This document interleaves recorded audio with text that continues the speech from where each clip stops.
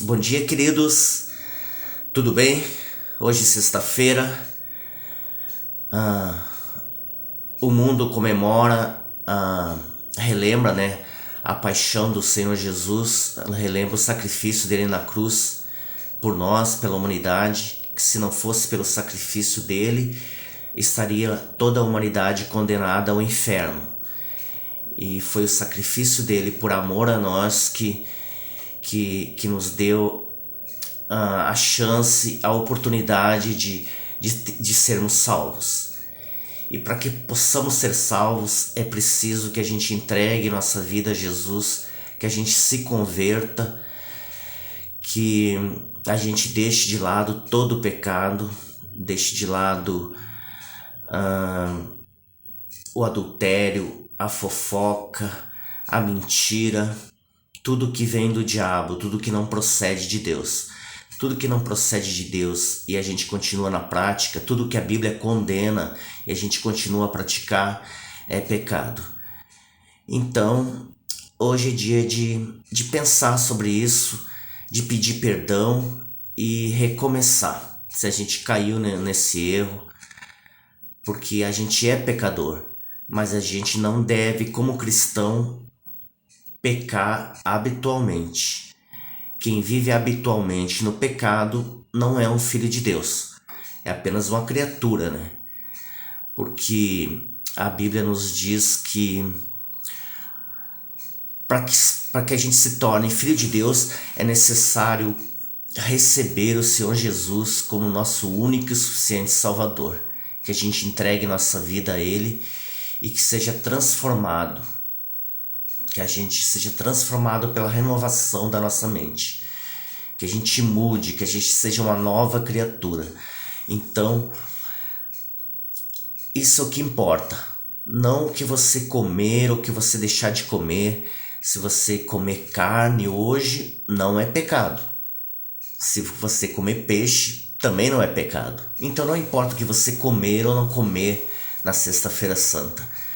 O que Deus quer da gente é intimidade com Ele. A Bíblia diz que Jesus falou em Apocalipse que eis que estou à porta e bato. Se alguém ouvir a minha voz e abrir a porta, eu entrarei e cearei com essa pessoa e essa pessoa comigo. Então haverá uma intimidade minha com Jesus e dele comigo. Seremos íntimos.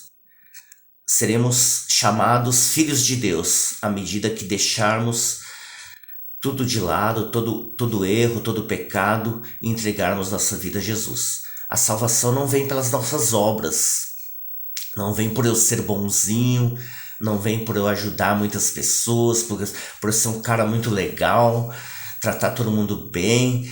Isso não é o suficiente. Isso é uma consequência da nossa entrega, da nossa conversão. É uma consequência da nossa vida com Deus, por meio da fé. Em primeiro lugar, eu tenho que crer que Deus existe e eu tenho que crer que a Bíblia é a palavra dele. E se eu creio que a Bíblia é a palavra dele, como é que eu devo proceder? Eu devo acatar os mandamentos de Deus, ser submisso a Deus. A Bíblia diz assim, ó, sujeitai-vos a Deus e resisti ao diabo, e ele fugirá de vós. Então, se eu for sujeito a Deus, seguir os seus mandamentos, o Espírito Santo habitará em mim e me capacitará a resistir às investidas do diabo, às tentações, resistir às tentações. Tentado todos nós seremos, mas não precisamos cair na tentação. Cair na tentação é outra coisa. Ser tentado não é pecado. O pecado é se deixar levar e cair na tentação. Então, a Bíblia diz que a gente deve fugir do pecado. A gente deve sair fora de tudo aquilo que não agradar ao Senhor. Então, essa história de na Sexta-feira Santa você comer carne, que você tem que comer carne, porque senão você estará pecando, não é verdade. Isso não é bíblico. E tudo que não for bíblico é balela, é papo furado, é conversa para boi dormir.